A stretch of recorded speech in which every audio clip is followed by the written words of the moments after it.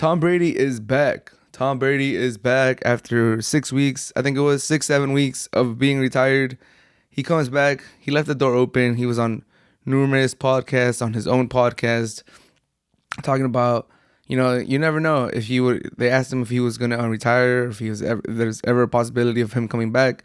He basically said, you never know. And that meant to a lot of people that he was going to come back, that if you're not fully retired, that means, there's a big chance you're going to come back. And now he's back. And honestly, I would like to say that I was one of the people that thought there was always a high possibility that he could come back because, how's he going to retire as the MVP candidate, second in the MVP votes, led the league in touchdowns, led the league in yards. The Bucks look good. Brady looked good. He doesn't look old. At the age of 44, he can still move a little bit. His arm still has a lot of sip. He still looks good. So he's still like a top 10, top 5 sometimes quarterback in the league.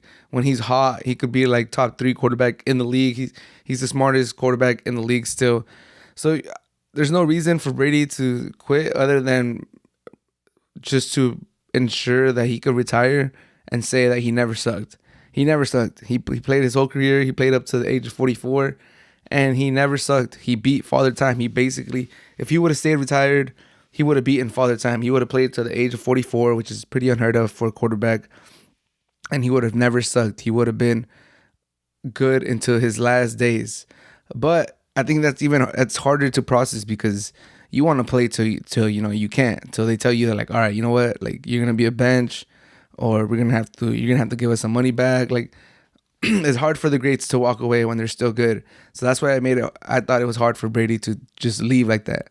And so I do think he was on the fence. And then he goes to Old Trafford, a very historic place, very important place, one of the biggest stadiums in the world in terms of like the magnitude, the history of it.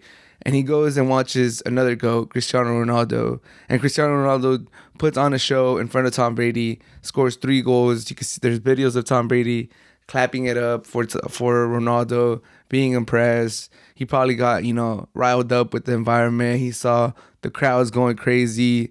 The environment at Old Trafford is, second to none in the sports world. So I think that's really what set it over the top for Tom Brady. Like, he might have been content with this decision, and then he might have been, on the edge. He might have had an itch that he wanted to come back to the league.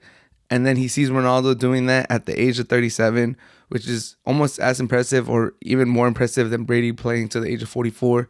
Because Ronaldo, I'm nothing against Tom Brady, but if he takes care of his arm and he has a nice line and they protect him, he could play forever, especially with the rules in the NFL right now. With soccer, with football, you got to keep fit. You're running 90 minutes. Like, you got to be able to jump. Like, it's almost like if a wide receiver would play like really elite at the age of 37, or a cornerback per se, or a running back even. You don't really hear it. Or NBA players. It's more comparable to like LeBron James doing it, because they're actually like, running around, jumping, using a lot of their body. So he sees Ronaldo playing at the age of 37, put on a show, fans going crazy. He's getting all the love. Media can't stop talking about it. His kids are loving it. I think that really pushed him over the edge, just seeing all the love that Ronaldo was getting at the age of 37. And then after the game, Ronaldo and him have a nice little talk on the pitch. Ronaldo, being a class act, gives one of his kids a jersey. I think he said that he was gonna get the other one something like and then Brady's just patting him on the back like, "Oh, you're good, thank you so much." And then they kind of talk a little bit, and Ronaldo leads with the line. And I don't think he meant this intentionally, but Ronaldo, his first language is not English, so sometimes words get mixed up. Like, if English would have been his first language, he probably would have said, "Oh, like, are you done? Like, you're retired, right? Like, you're done playing football," or something like that.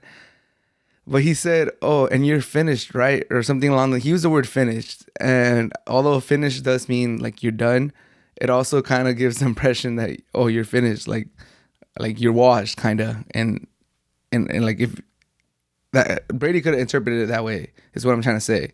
Although I don't think that's what Ronaldo meant. He just literally meant like, "Oh, you're done, right?" But like the finished, I don't know, that word finish has a connotation in sports, like, oh, this dude's finished, like he's done, like he's washed basically.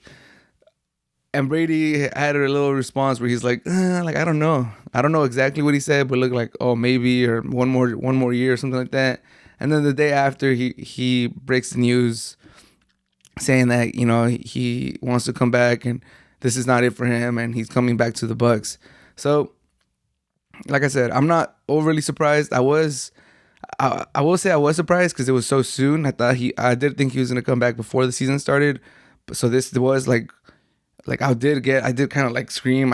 I went to knock on my roommate's door and I was like, bro, Brady's back. So I'm not gonna say I wasn't surprised. I was surprised, but like after it happened, I'm like, okay, yeah, like Brady's back. Yeah, that makes sense. He's back. He's back. So one of the questions I have is he gonna play with the Bucks? From the post that he put out and the way he's talking, it does look like he's gonna play with the Bucks. And I don't blame him. Like, obviously, the Bucks need to get their cap situation sorted out. They got to see what they're going to do with their wide receivers, and they got some defensive pieces, and they're basically in cap hell. But, you know, they could always keep pushing it down the line, and they could fix it. There's always, where there's a will, there's a way. So they could fix it. And if you look at the NFC, it's the Rams. It's Aaron Rodgers in the playoffs, who's honestly not starting to not be that much of a threat. And then who else is there? Wilson left. The Niners they're gonna trade Jimmy. How's Trey Lance gonna do? You got who else is in there? There's not too many teams in the NFC. I think Brady's eyes were like just glistening once he saw all these moves happening. Once he sees the AFC getting stronger and stronger, and the NFC is just there for the taking. The Cowboys could be there. The Cardinals with Murray. Like, none of these teams are really, like, you know, asserting themselves to just be the top dog in the NFC. I think Brady saw the state of the NFC and he's like, bro, like, why wouldn't I come back? Like, I'm in that division too, especially if Deshaun Watson doesn't go to the Panthers or the Saints. Like, bro, that division is there for the taking. The NFC is there for the taking. And I just like to say, I'm glad Tom Brady's back. I've grown to like him over the years. I've talked about this in the last few episodes, how, you know, I was raised on hating Brady. He killed my Chargers when I was a Charger fan when I was little. He killed a lot of teams, all the scandals. It was always fuck Brady. But now with the documentary, with him playing with the Bucks the last couple of years, showing his personality, showing some love to my boy Cristiano Ronaldo. Man, I'm glad Tom Brady's back. He's the GOAT. Glad he's back, and I'm excited to see how the season plays out. If he plays with the Bucks, if he goes to the Niners, it's just a bunch of interesting stuff always when it comes to Tom Brady. And I'm super pumped, super excited that he is back in the NFL.